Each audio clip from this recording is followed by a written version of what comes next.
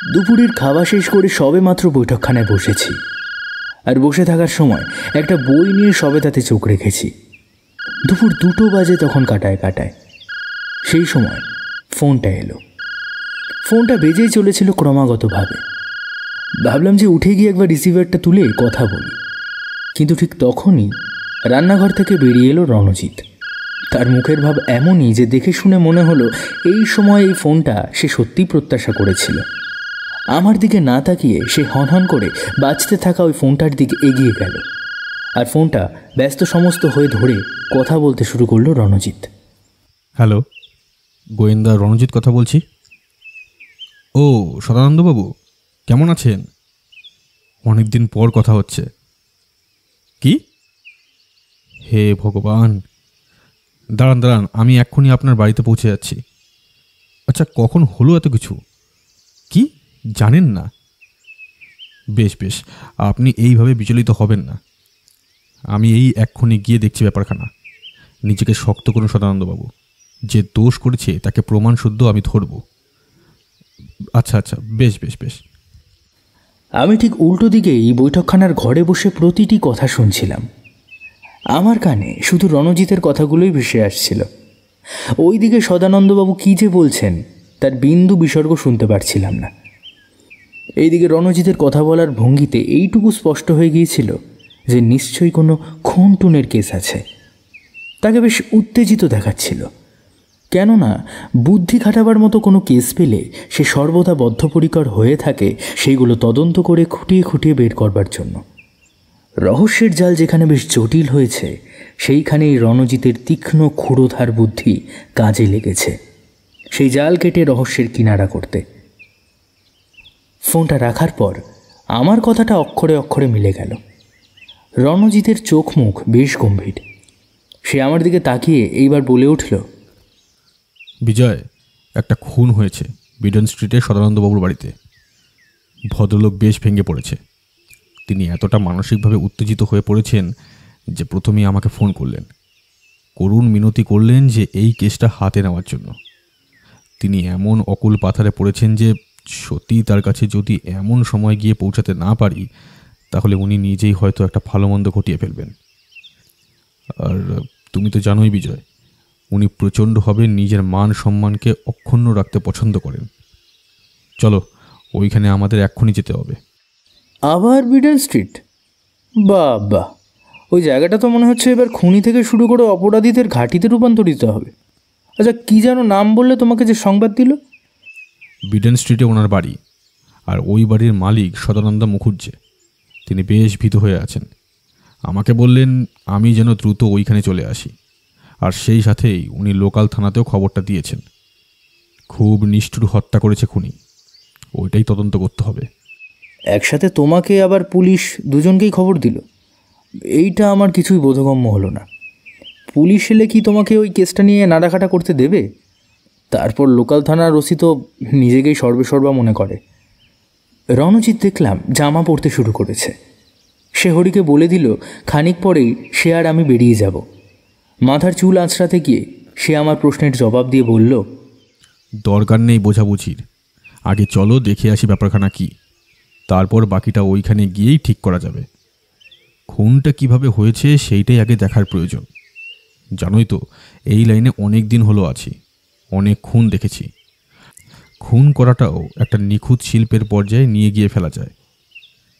যদি দেখি সাধারণ কেস আর সেইটা পুলিশ নিজেই সামলে নিতে পারছে, তাহলে আমি আর আগ বাড়িয়ে কেসটা হাতে নেব না। সবার আগে মোটিভটা জানা দরকার। হে বিজয়, কথা না বলে তুমি তৈরি হয়ে নাও, ফেরাফেরি ঠিক নেই, যথেষ্ট কাজ আছে।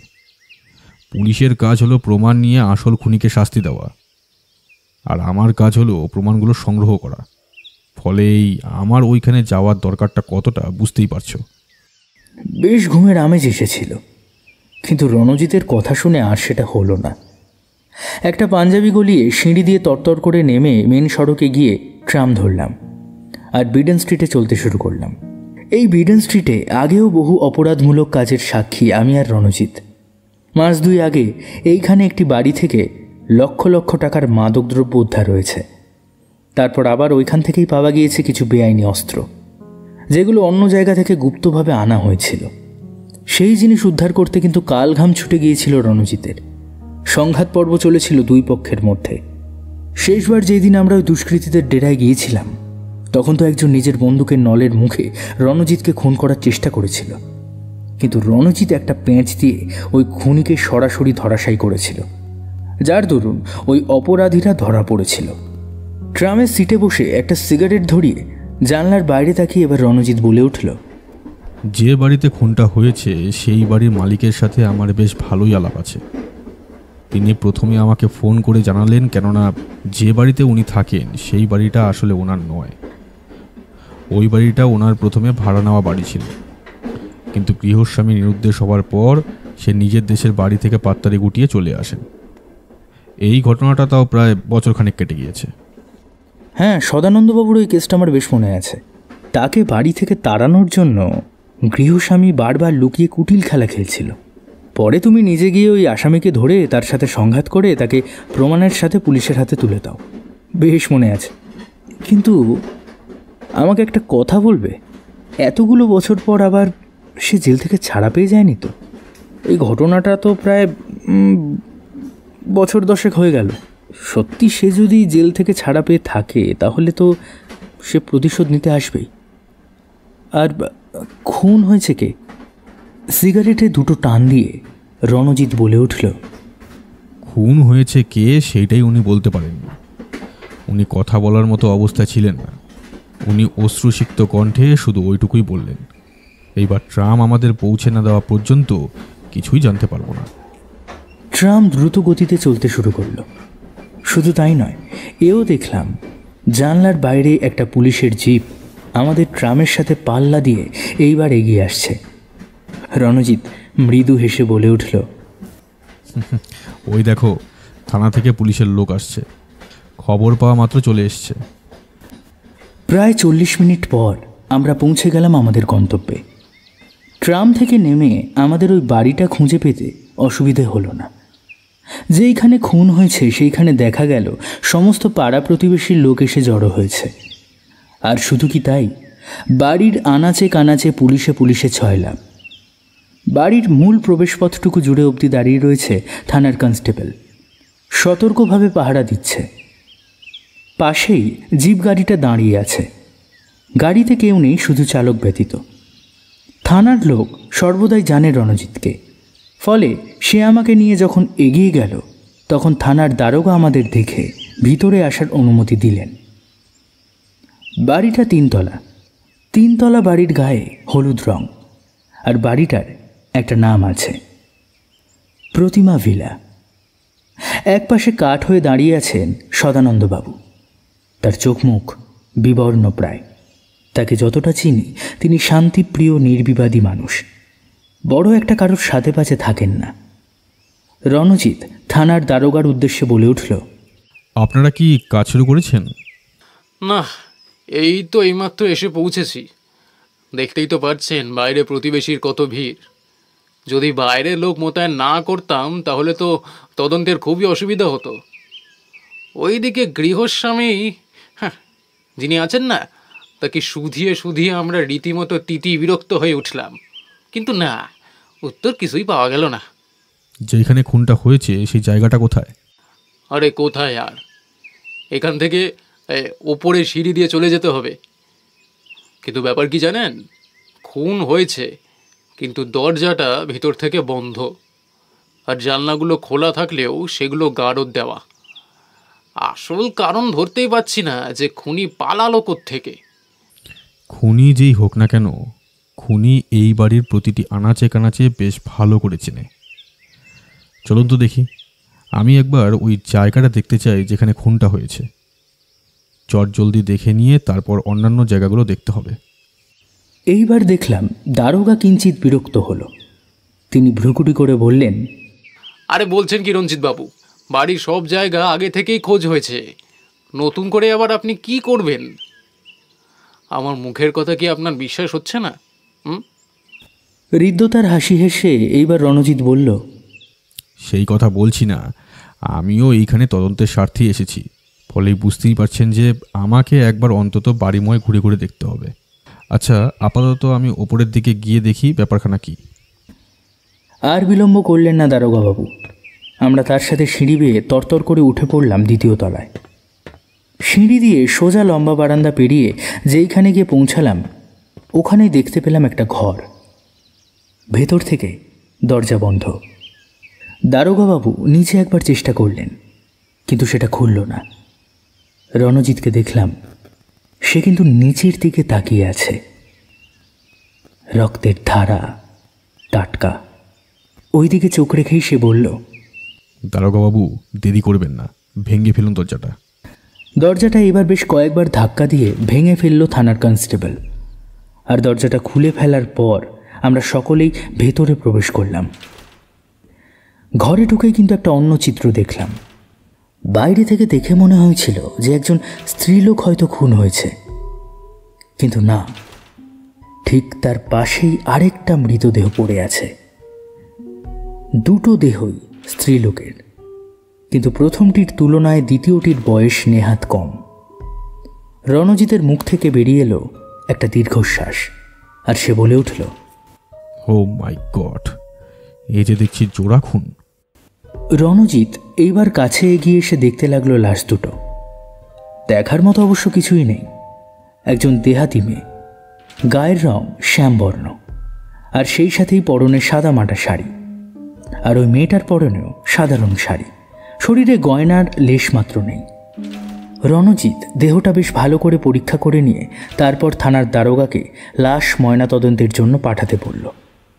আর ওই ঘরের আনাচে কানাচে বেশ ভালো করে পরীক্ষা করতে শুরু করলো। আমার কিন্তু সব থেকে আশ্চর্য লেগেছিল একটা ব্যাপার, এই যে খুন, যদি খুন করে তাহলে ওই খুনই কি করে বেরিয়ে গেল? দরজা তো ভেতর থেকে ছিটকিনি তোলা ছিল, তাহলে আর তো কোনো বেরোবার পথ আমার চোখের সামনে ধরা পড়ল না। মেয়েটার বুকে ছোড়ার অনেকগুলো দাগ আছে। ছোড়ার দাগগুলো দেখে মনে হলো যে এলোপাথারিভাবেই কেউ যেন মেয়েটাকে হত্যা করেছে। পাশেই যে ছোট্ট মেয়েটা পড়েছিল, তার মুখ ভয়বিবর্ণ হয়ে গিয়েছে। তার গলায় দেখলাম একটা লাল রঙের দাগ, আর গালে 5 আঙ্গুলের দাগ। সব কিছু খুঁটিয়ে খুঁটিয়ে দেখতে লাগলো রণজিৎ। ওইদিকে কনস্টেবলের দল দ্রুত ইতিউতি ড্রয়ার, দেরাজ ইত্যাদি খুঁজেই চলেছে। খানা তল্লাশি করে তেমন কিছুই পাওয়া গেল না। আর শুধু তাই নয়, থানার দারোগা এইবার রণজিৎকে প্রশ্ন করল, আপনার কি মনে হয় এই যে জোড়া খুন হয়েছে, খুনি কাকে প্রথম খুন করতে পারে? আপনি কিছু সন্দেহ করছেন কি? আমার তো সদানন্দ বাবুর উপরই সন্দেহটা হচ্ছে। সদানন্দবাবু যে খুন করেছে এই প্রমাণ কি আপনার কাছে আছে? আর খুন যদি উনি করেই থাকেন, তাহলে উনি আমাকে আর আপনাকে খবর দিলেন কেন? তাছাড়া ওনার পক্ষে কি এই নৃশংস হত্যা করা সম্ভব বলে আপনার মনে হয়? রঞ্জিত বাবু, সন্দেহের ঔদ্ধত্যে কারোকেই রাখা উচিত নয়। আপনার যদি কিছু জিজ্ঞাসা করা থাকে করতেই পারেন, কিন্তু আমি বলে দিচ্ছি, কিন্তু এ বাড়ি থেকে সদানন্দ বাবুকে কোনো স্থানেই আমরা যেতে দেব না। রণজিৎ কোনো কথা না বলে একবার খোলা জানলার দিকে তাকিয়ে বাইরেটা দেখে নিল। বাইরের অংশে আছে শুধু একরাশ ঝোপঝাড় জঙ্গল, তার থেকে কিছুটা তফাতেই একটা উঁচু কম্পাউন্ড, তারপর সরকারি রাস্তা দেখা যায়। এইবার সে কবজাগুলো দেখতে লাগলো জানলার। তারপর সে ওই ঘর থেকে পা বাড়িয়ে দিল, আর পেছন ফিরে আবার বলল, দারোগাবাবু, আপনি পোস্টমর্টেম রিপোর্টখানা কিন্তু আমাকে একবার দেখাবেন। পারলে ফোন করে দেবেন, আমি না হয় থানায় হাজির হয়ে যাব। কেননা এই কেসের দায়িত্ব যেহেতু আমিও পেয়েছি, তাই কিছু কিছু তথ্যের প্রমাণ দরকার আছে বই কি। চলো বিজয়। দেখলাম দারোগাবাবু গম্ভীর মুখে দাঁড়িয়ে আছেন, আর তার দৃষ্টি নিবদ্ধ ওই দুটো লাশের দিকেই। সিঁড়ি দিয়ে নেমেই দেখলাম যে বারান্দার মধ্যে বেতের চেয়ারে জবুথবু হয়ে বসে আছেন সদানন্দবাবু। তিনি তখনও বিস্ময়ের ঘোর কাটিয়ে উঠতে পারেননি। তার সামনে একটি দৈনিক সংবাদপত্র, আর ওই সংবাদপত্রটায় শব্দছক অংশটা অসম্পূর্ণ হয়েই আছে। তিনি কপালে হাত দিয়ে মুখ নিচু করে বসে চোখ বুজে দীর্ঘশ্বাস ফেলে যাচ্ছেন। আমাদের পায়ের শব্দ পেয়েও তার চিন্তায় ব্যাঘাত ঘটল না। রণজিৎ সামনের খালি বেতের চেয়ারে বসে মৃদু কেশে বলল, সদানন্দবাবু, আপনি কি ঠিক আছেন? আচ্ছা, আপনি কি প্রথমে পুলিশকে সংবাদ দিয়েছিলেন? এইবার দেখলাম উনি মাথাটা তুলে আমাদের দিকে চাইলেন, তারপর বললেন, পুলিশে খবর দেওয়ার ইচ্ছে আমার ছিল না, কিন্তু আমার ছেলেই আমাকে বারবার বলতে শুরু করলো যে বাবা, এই মৃত্যুটা স্বাভাবিক নয়, তাই তদন্তের দায় পুলিশের হাতেই দেওয়া হোক। কিন্তু বিশ্বাস করুন, আমার পুলিশের প্রতি বিন্দুমাত্র কোনো ভরসা নেই। হয়তো আমাকেই হত্যাকারী ঠাউরে বসে থাকবেন, তাই আমি আপনাকে একবার সংবাদ না দিয়ে পারলাম না। আপনার প্রতি আমার অগাধ বিশ্বাস রণজিৎ বাবু। যারা খুন হয়েছে তারা আসলে আপনার কে হন? নিজের কেউ?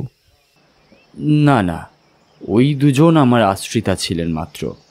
আপনি তো জানেনই যে আমি বহুদিন হলো বিপত্নিক, আর আমার ছেলে সনাতন সে কাজের সূত্রে বাইরে বাইরেই থাকে। বাড়িতে এখন সদস্য বলতে কেবল আমি একা। আমার একজন খাস খানসামা ছিল, কিন্তু সেও মারা গিয়েছে। স্বাভাবিক মৃত্যু যাকে বলে তাই। সে দেশে গিয়েছিল, কিন্তু তার যা দুর্বল শরীর, সেইখানে সে বেশি দিন থাকতে পারেনি। এইখানে এসে ম্যালেরিয়া ধরল তাকে। আর কোনোভাবেই তাকে বাঁচানো গেল না। আমি প্রায় ভেঙেই পড়েছিলাম। আমার সাথে সে প্রায় 30 বছর ছিল। সে ভিন্ন, আমি যে অচল ছিলাম। তাই আমি পেপারে বিজ্ঞাপন দিলাম যে কোনো কাজের লোক আছে কি না কোথাও। আমি ভালো মাইনে আর খোরাকি দিয়ে তাকে আমার কাছেই রাখবো। সেই মতোই একদিন সন্ধ্যার সময় আমি তামাক খাচ্ছি, দেখলাম যে একজন পূর্ণবয়স্ক যুবতী মেয়ে আসছে। তার পাশেই বছর 14-15 আর একজন মেয়ে। আমি বেশ অবাক হলাম। সে আমার কাছে এসেই আমার পা জড়িয়ে ধরল, তারপর কাঁদো কাঁদো কণ্ঠে বলে উঠল, বাবু, আপনি যে বিজ্ঞাপন দিয়েছিলেন সেইটা দেখেই আমি এখানে এসেছি। আপনি আপনি দয়া করে আমাকে আপনার পায়ে স্থান দিন। আমার যার কেউ নেই এই মেয়ে ভিন্ন। তাকে আমি সামনে বসিয়ে অনেকক্ষণ দেখলাম রণজিৎ বাবু। দেখার মতো অবশ্য তেমন কিছুই নেই। সঙ্গে জিনিসপত্র বলতে একটা মস্ত কাপড়ের থলে, যার মধ্যে সে নিজের প্রয়োজনীয় দরকারি জিনিস রেখেছে। সাজ পোশাক দেখে স্পষ্টই মনে হলো যে মেয়েটা দরিদ্র। চোখ মুখ শুকিয়ে গেছে, চোখ দুটিতে ক্লান্তির ভাব এতটাই স্পষ্ট যে মনে হচ্ছিল যে দিন কত কিছুই খায়নি সে। তার পাশে ওই ছোট্ট মেয়েটার একই দৃশ্য। সে আমাকে নিজের জীবনের ইতিহাস বলতে শুরু করলো, যেমন তার বাড়ি বাংলাদেশের কোনো এক পাড়া গ্রামে। তার বিয়ে হয়েছিল একটা চাষি গৃহস্থ পরিবারে, কিন্তু তার স্বামী মারা যাবার দরুন তার শ্বশুরবাড়ির শরিকরা তার ভাগের সম্পত্তিটুকু কেড়ে কুড়ে নিয়ে তাকে ভাগিয়ে দেয়। সে আর ওই মানসিক অত্যাচার সহ্য করতে না পেরে মেয়েকে নিয়ে সোজা কলকাতাগামী একটা ট্রেনে উঠে পড়ে। তারপর এইখানে প্রায় হপ্তা 2 তার ভিক্ষে করে দিন কেটে গিয়েছিল। গতকাল আমার কাজের বিজ্ঞাপন দেখে সে অনেক আশা নিয়ে এইখানে এসেছে। রণজিৎ বাবু, আমি আর দ্বিরক্তি না করে তাকে মনে মনে নির্বাচন করেই নিলাম। তবুও তাকে জিজ্ঞাসা করলাম, দেখো, আমি তোমাকে বহাল করতে পারি, কিন্তু তুমি কি সব কাজ, মানে সব 5 ফরমাস জানো? আমাকে বলো দেখি একবার। সে উৎসাহিত হয়ে আমাকে বলল, হ্যাঁ হ্যাঁ বাবু, আমি সব রকম কাজকর্ম করতে পারি। আমি তো পাড়া গায়ের মেয়ে, আমার সব কিছুতেই অভ্যাস রয়েছে। আপনি আপনি একবার দিয়েই দেখুন না আমাকে। আমি আর দ্বিরক্তি না করেই তাকে রেখে দিলাম। ওই যে ওপরের যে ঘরটা দেখছেন, সেইখানেই আমি তার থাকার ব্যবস্থা করে দিয়েছিলাম। ওই ঘরে আগে কে থাকতো? এইবার সদানন্দবাবু ভ্রু কুঁচকে জবাব দিয়ে বললেন, ওই ঘরটা আসলে আমার নিজের থাকার ঘর হিসেবেই ব্যবহৃত হতো, কিন্তু ইদানিং আমি ওই ঘর থেকে জিনিসপত্র এনে এই নিচের ঘরেই আছি মাসখানেক হলো। আপনি কি কাউকে সন্দেহ করেন? সন্দেহ সন্দেহ করি কিনা জানি না, কিন্তু একটা কথা হলপ করে বলতে পারি যে এই খুনটা কেউ আমাকে করতে চেয়েছিল। হ্যাঁ, এইটা একদম ঠিক শুনছেন, আমাকেই কেউ খুন করবে বলে শাসিয়েছিল। এমনকি একটা চিঠিও এসেছিল আমার কাছে। চিঠি? কোথায় দেখি? কথাটা বলেই রণজিৎ হাত বাড়িয়ে দিলেন সদানন্দ বাবুর দিকে। তিনি বুক পকেট থেকে একটা চিঠি বের করে এগিয়ে দিলেন আর ভয়ে ভয়ে তাকিয়ে রইলেন রণজিতের দিকে। কেমন যেন সংকুচিত ভাব, সেই ভাব ওনাকে যেন ভেতরে ভেতরে গ্রাস করে নিচ্ছিল। রণজিৎ গভীর মনোযোগের সাথে ওই চিঠিটা দেখে বলল, এই চিঠিটা কবে এলো? সদানন্দবাবু চিন্তা করতে করতে বললেন, ওই ধরুন না, আজ থেকে প্রায় দিন 3 আগে। আমার আবার বিকেলের দিকে বেরিয়ে সান্ধ্য ভ্রমণের অভ্যাস অনেক দিন থেকেই। প্রায় প্রতিদিনই আমি ওই কাজটি করি। ওই দিনটির কথা আমার স্পষ্ট মনে আছে রণজিৎ বাবু, একবর্ণ আমি মিথ্যে কথা বলছি না। পরশুদিন সন্ধ্যার সময় আমি যখন সান্ধ্য ভ্রমণ সেরে বাড়ি ফিরে আসি, ওই সময় আমাকে কমলিনী অর্থাৎ ওই কাজের মেয়েটা গ্লাস ভর্তি শরবত এনে দিল। শরবতটা খেয়ে আমি আমার ঘরে গেলাম একটু বিশ্রাম নিতে। তাক থেকে একটা বই নিয়ে পড়ছি, সেই সময় আমার মাথার পিছনে খোলা জানলা দিয়ে আমার বুকের কাছে একটা চিঠি পড়ল। আর ওইটা দেখেই আমি প্রায় হতবুদ্ধি হয়ে গেলাম। আমার হাত পা থরথর করে কাঁপছিল। ভাবতে পারেন, একেবারে সরাসরি খুনের হুমকি। কিন্তু যেই খুন করুক তার তো একটা কারণ থাকবে। ধরে নিচ্ছি এই খুনটা আপনাকেই করতে গিয়েছিল, কেননা হয়তো তার আপনার এই সম্পত্তির আর প্রাচুর্যের ওপর লোভ জন্মেছিল। সেই কারণেও সে আপনাকে খুন করতে পারত। কিন্তু এইখানে সব থেকে বড় জট পাকাচ্ছে যে খুনি কেন ওই মহিলা আর তার মেয়েকে খুন করলো। আর এমনি এমনিভাবে খুন করেনি, একেবারে ধারালো অস্ত্র দিয়ে কুপিয়ে কুপিয়ে। ওইটাই আমাকে বেশ ভাবিয়ে তুলছে।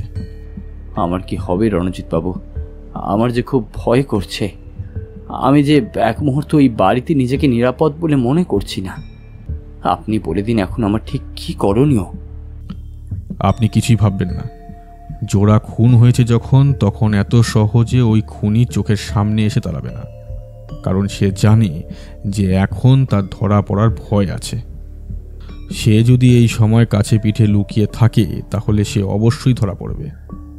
আর ধরা পড়লে তার হয়তো লম্বা মেয়াদের জেল হবে, নইলে একেবারে ফাঁসির দড়ি গলায় পড়বে। তাই সে ঠান্ডা মাথায় প্রতিটি পদক্ষেপ নেবে। এই সময় হঠাৎ করে আমার চোখ গেল বাড়ির উত্তর দিকের কোণে একটা থামের আড়ালে। বাড়িটা বিডেন স্ট্রিটের সব থেকে বিলাসবহুল বাড়ি। বাড়িটার গড়ন খানিকটা সেকেলে ধাঁচের, ফলে বারান্দার একটা মোটা থামের আড়ালে কাউকে ঘাপটি মেরে লুকিয়ে থাকতে দেখে আমি রণজিতের হাতটা চেপে ধরলাম। রণজিৎ আমার দিকে তাকিয়ে গলার স্বর নিচু করে বলে উঠল, বিজয়, কি ব্যাপার? এইভাবে আমার হাত ধরলে কেন? আমার মনে হচ্ছে ওই থামের আড়াল থেকে কেউ আমাদের কথা শুনছে। আমি স্পষ্ট দেখলাম একজনকে ঘাপটি মেরে লুকিয়ে থাকতে, তাই তোমাকে সাবধান করে দিলাম। রণজিৎ উঠতেই যাচ্ছিল, কিন্তু তার আগেই দেখলাম অদূর থেকে দারোগা আসছে এইদিকে। তারপর কাছে এগিয়ে এসে বেশ অবাক হয়ে বলল, ও আপনি এখানে? আমাদের কাজ শেষ। দেহ দুটি আপনি দেখবেন নাকি? না দারোগাবাবু, আমি আর কিছু দেখতে চাই না। আচ্ছা, ঘর থেকে কি কিছু খোয়া গিয়েছে? আর শুনেছি ওই মেয়েটার কাছে নাকি একটা পোটলা ছিল, ওইটা কি পেয়েছেন? না, তেমন কোনো পুটলি পাইনি, কিন্তু দেরাজ ঘেটে একটা লম্বা তালিকা পেয়েছি। খুব সম্ভবত ওই মেয়েটারই কিছু গয়নাঘাটির তালিকা হবে। অন্তত হাতের লেখা দেখে তাই মনে হলো।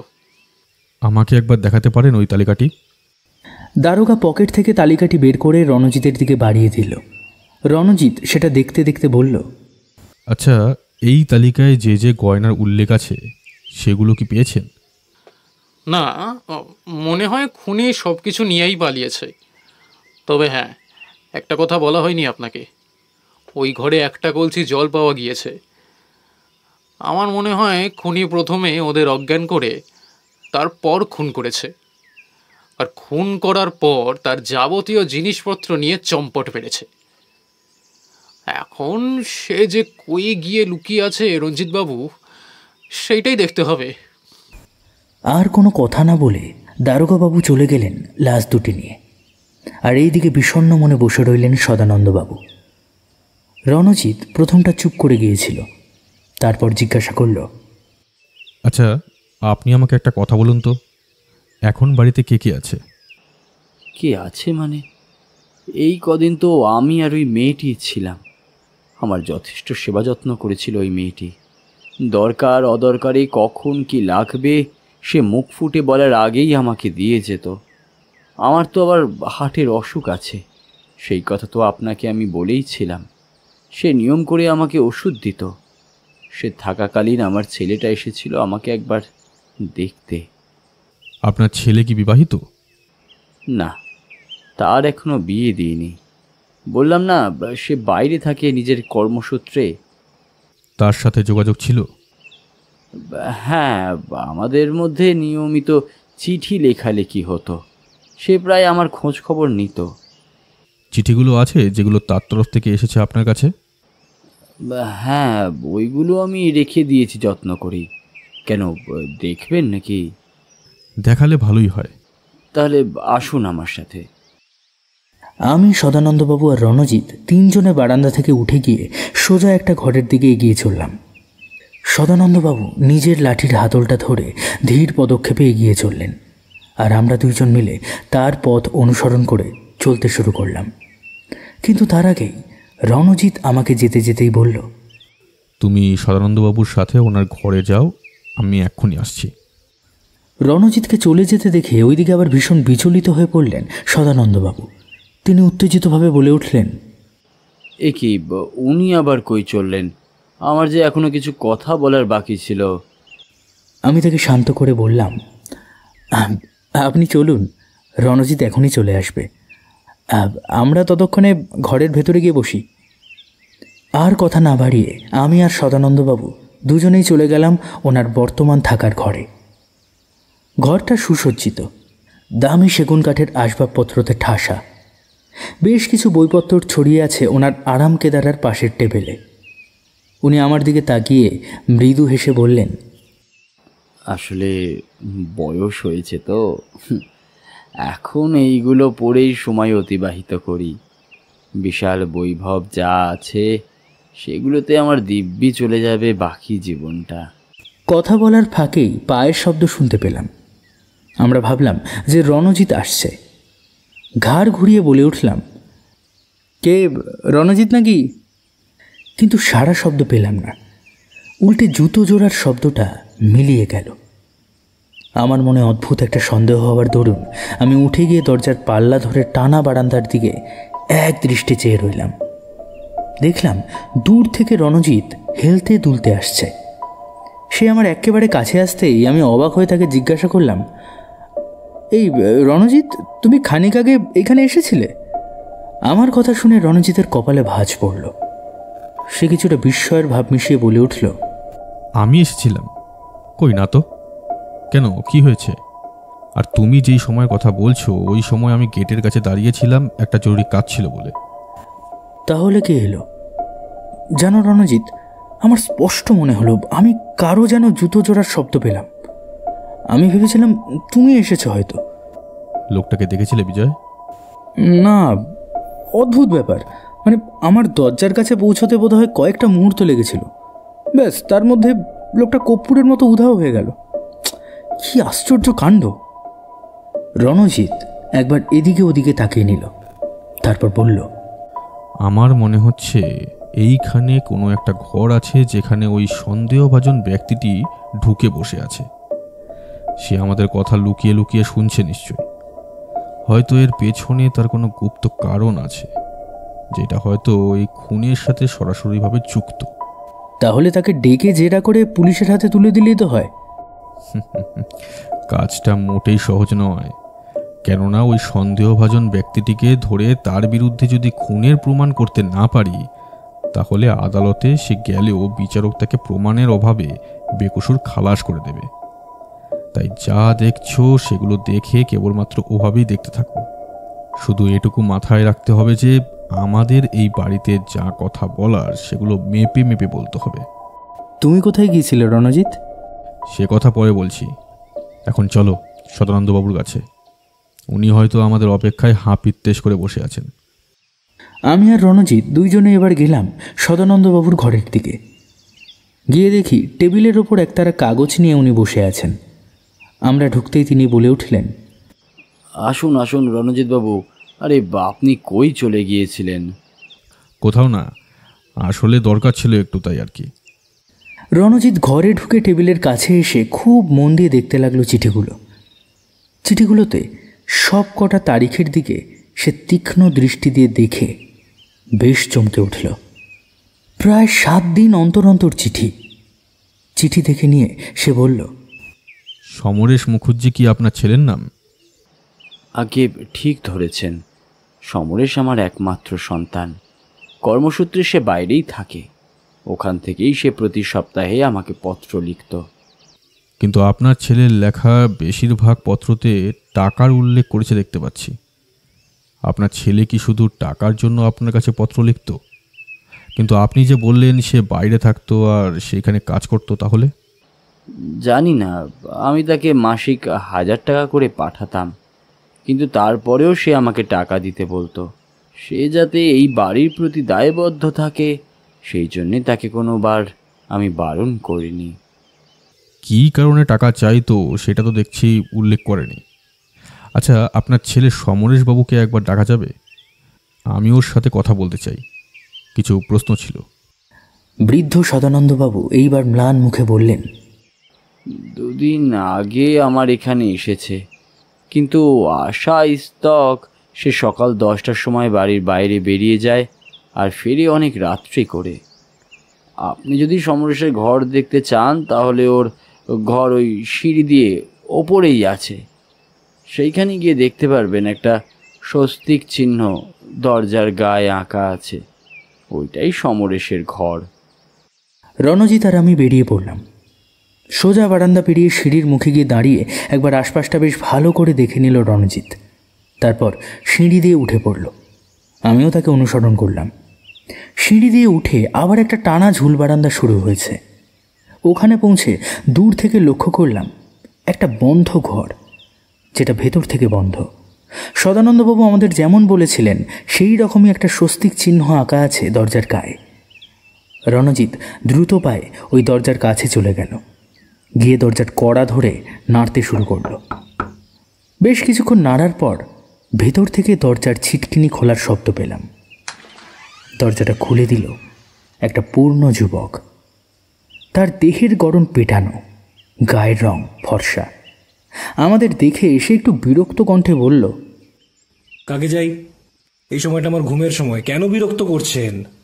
আমি এই সময় কোনো কথার উত্তর দিতে বাধ্য নই, চলে যান। চলে যাওয়ার জন্য আসেনি সমরেশবাবু, আমি এখানে আপনাকে কিছু প্রশ্ন জিজ্ঞেস করতে এসেছি। সেইগুলো যদি সঠিকভাবে উত্তর দেন তাহলে আপনার নিজের পক্ষেই নিরাপদ। রণজিতের কথা শুনে এইবার সমরেশবাবু নিজের 2 হাতের মুঠি শক্ত করল। তারপর ক্রুদ্ধ কণ্ঠে বলল, আর যদি উত্তর না দিই তাহলে? ঠোঁটের কোণে হাসি ফুটিয়ে এইবার রণজিৎ বলে উঠল, তাহলে আপনি স্রেফ সন্দেহের বশে জেলে যাবেন। আপনি কি জানেন না যে এই বাড়িতে একসাথে 2টি মেয়ের খুন হয়েছে? খুনটি কি করে হলো সেই সম্বন্ধে আমি আপনাকে জিজ্ঞেস করতে এসেছি।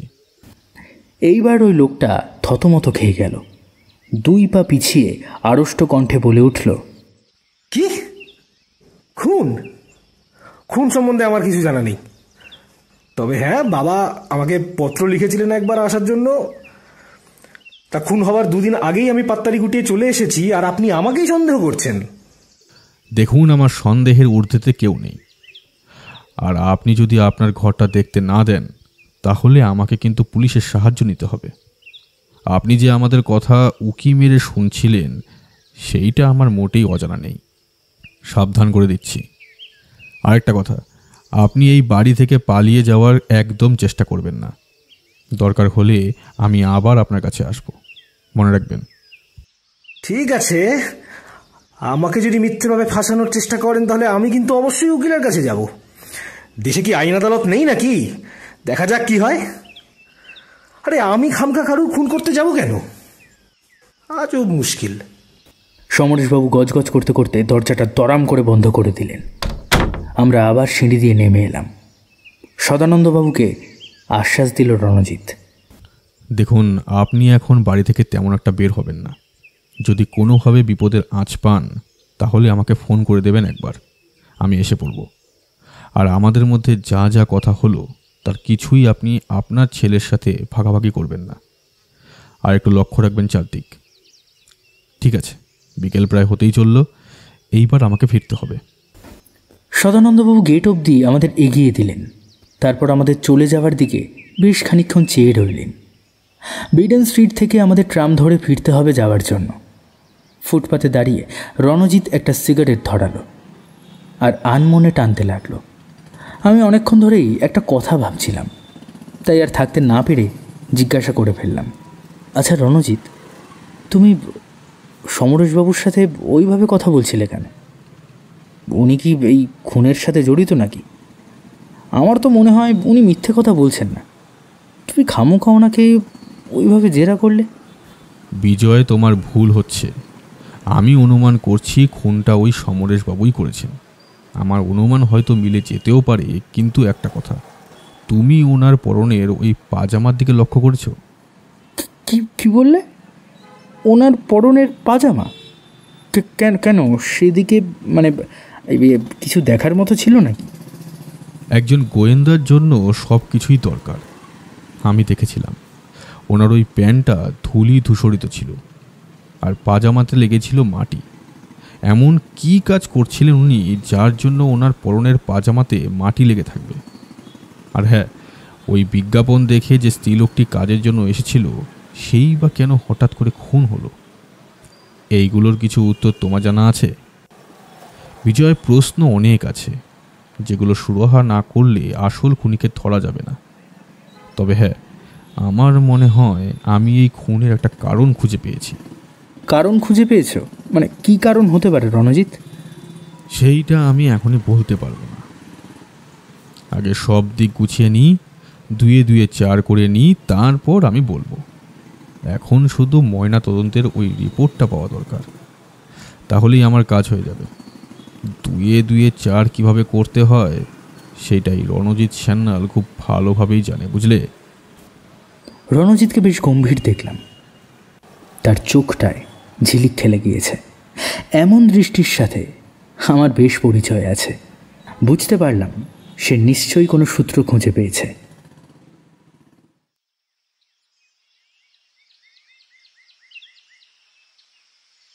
পরদিন সকালে স্বয়ং থানার দারোগা কথা মতো ফোন করলো রণজিৎকে। ফোন পেয়ে ছুটে গেলাম আমরা থানায়। দারোগা সাহেব বসেছিলেন নিজের টেবিলে। তার টেবিলের পাশে ঢের করে রাখা ছিল নানা কেস ফাইল। আমরা আসার পর তিনি ময়না তদন্তের রিপোর্টটা এগিয়ে দিলেন রণজিতের হাতে। তারপর বললেন, খুনের সময়টা সবার আগে চোখ বুলিয়ে নিন। দেখুন, পুঙ্খানুপুঙ্খভাবে সব কিছু লেখা আছে। রণজিৎ রিপোর্টটার ওপর চোখ বুলিয়ে নিয়ে বলে উঠল, আচ্ছা, আমাকে একটা কথা বলুন তো, আপনি কাকে সন্দেহ করেন? সন্দেহ করার মতো একজনই আছে, সে হচ্ছে ওই গৃহস্বামী। কেননা লাশ দেখার পর আমরা তন্ন তন্ন করে ওই ঘরটা খুঁজেছি। শুধু তাই নয়, যেই কটা ঘরের মধ্যে মানুষ থাকতে পারে সেইগুলো ভালোভাবে দেখেছি, কিন্তু তেমন কিছুই পাইনি। খাটের তলায় অবধি কোনো ছাপ পাইনি আঙুলের। শুধু যখন রিপোর্টটা আমার কাছে এসেছে তখন আমি এইটা জানতে পারলাম যে আগে ওই কাজের মেয়েটাকে নৃশংসভাবে হত্যা করেছে ওই খুনি, তারপর ছোট্ট মেয়েটাকেও মেরেছে। তবে হ্যাঁ, বড় যে মেয়েটা আছে, এই মুহূর্তে আমার নামটা মনে পড়ছে না, সেই মেয়েটাকে প্রথম ছুরি মারা হয়েছিল ঘাড়ের কাছে। আমরা প্রথমেই ওই ঘাড়ের কাছে যে চেরার আঘাতটা লক্ষ্য করেছি, আর ওইটা ছিল মোক্ষম আঘাত। পাশেই শুয়ে থাকা ওই ছোট্ট মেয়েটার দেহের মধ্যে সামান্য কিন্তু তীব্র পরিমাণে বিষ পাওয়া গেছে।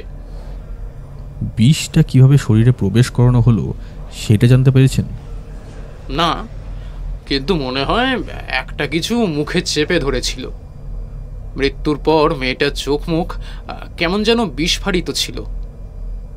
আবার তার মা কিন্তু স্বাভাবিকভাবেই তাকিয়েছিল।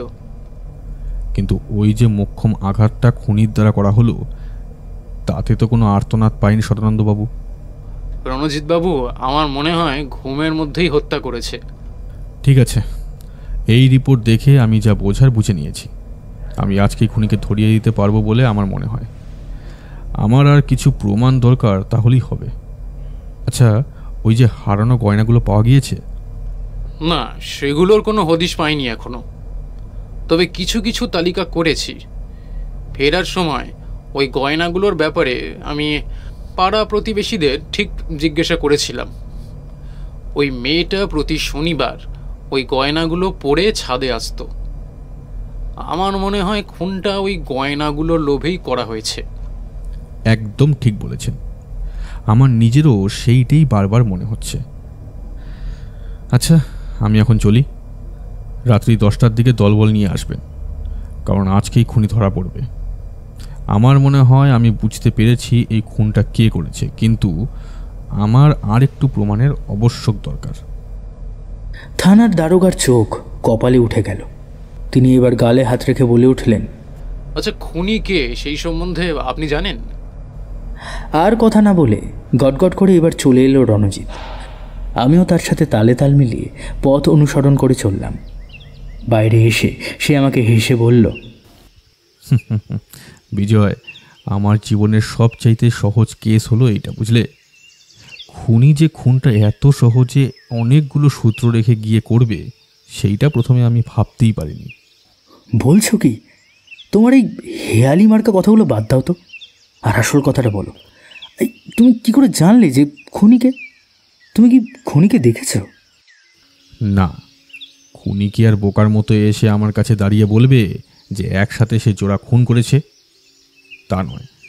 অনেকগুলো জিনিস যেগুলো দেখে আমি আন্দাজ করে নিয়েছিলাম।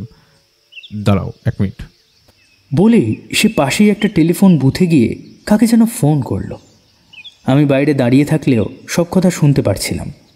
রণজিৎ যাকে ফোন করেছে সে আর কেউ নয়, সদানন্দবাবু। হ্যাঁ সদানন্দবাবু, আমি রঞ্জিত বলছি। হ্যাঁ হ্যাঁ হ্যাঁ, আপনার ছেলে কি আছে? কি, বেরিয়ে গিয়েছে? রাতের ট্রেনে ফিরে যাবে কাজের জায়গায়? আচ্ছা আচ্ছা, বেশ বেশ। কথা শেষ হতেই সে বাইরে বেরিয়ে এলো। তারপর আবার একটা সিগারেট ধরিয়ে সে বলে উঠল, দেখলে, পাখি ফাঁদে পা দিয়েছে, কিন্তু এখনও সে সম্পূর্ণ নিয়ন্ত্রণের বাইরে চলে যেতে পারেনি। চলো একবার স্টেশন থেকে ঘুরে আসি, ওইখানে একটা জরুরি কাজ আছে। তুমি কি আমার সাথে যাবে নাকি বাড়ি ফিরে যাবে? না, আর বাড়ি ফিরে যাব কেন? যখন তোমার সাথে সমস্ত দিন তদন্তের কাজের জন্য ঘুরে বেড়াতে পেরেছি, তখন এখনও পারবো। না, তোমার আমার সাথে আর আসার দরকার নেই। তুমি এক কাজ করো, তুমি এখন বাড়ি ফিরে যাও আর হরিরামকে এখনই রাত্রের খাবারটা তৈরি করে রাখতে বলে দাও, কেননা ফিরে আসতে আমাদের খানিকটা সময় অতিবাহিত হবে। আসার পর আমার হাতে সময় থাকবে না। যাও, ওই দেখো তোমার ট্রামটা আসছে, আমি স্টেশনে নেমে যাব, তুমি কিন্তু আমার কথা মতো কাজগুলো করবে। ট্রাম এসে দাঁড়ালো। আমিও রণজিৎ একই ট্রামে উঠে পড়লাম, কিন্তু ট্রামে ওঠার পর তার মুখ থেকে একটা কথাও শুনতে পেলাম না। সে আবার একইভাবে চুপ করে গেল। তার দৃষ্টি জানলার বাইরে নিবদ্ধ। আধ ঘন্টা পর স্টেশন চলে এলে সে আমাকে গ্রাহ্য না করেই নেমে গেল। আমি অনেক উদ্বিগ্নতা নিয়ে বাড়ি চলে এলাম। কি হবে কেন হবে কিছুই জানা নেই, ফলেই আমার বেশ চিন্তা হতে লাগলো। কিন্তু এখন বৃথা চিন্তা করে তো লাভ নেই। তাই হরিরামকে রাতের খাবার তৈরি করতে বলে আমি নিজের কাজে মনোনিবেশ করলাম। একটা দৈনিক অপরাধমূলক গল্পের বই নিয়ে বসে পড়লাম। পড়তে পড়তে কতক্ষণ যে কেটে গেছে খেয়াল নেই। হঠাৎ ঢং ঢং করে 8টা বাজলো ঘড়িতে, আর সেই সময় দরজায় টোকার শব্দ পেলাম। হরিরাম গিয়ে দরজাটা খুলে দিল। দেখলাম রণজিৎ ক্লান্ত হয়ে এসে বসে পড়ল। রণজিতের জামার মধ্যে মাটি লেগে থাকতে দেখে আমি ভ্রুকুটি করে বললাম, এ কি এ কি সং সেজেছ ভায়া? তোমার যে অবস্থা একেবারে খারাপ, এই এই অবস্থা হলো কি করে? গিয়েছিলাম একবার স্টেশন থেকে সদানন্দবাবুর বাড়িতে। অবশ্য উনি জানতে পারলেন না। আর স্টেশনে গিয়েছিলাম যে কাজের জন্য, সেইটা আমার সার্থক হয়েছে। ওই কারণেই আমার ফিরতে একটু দেরি হয়ে গেল।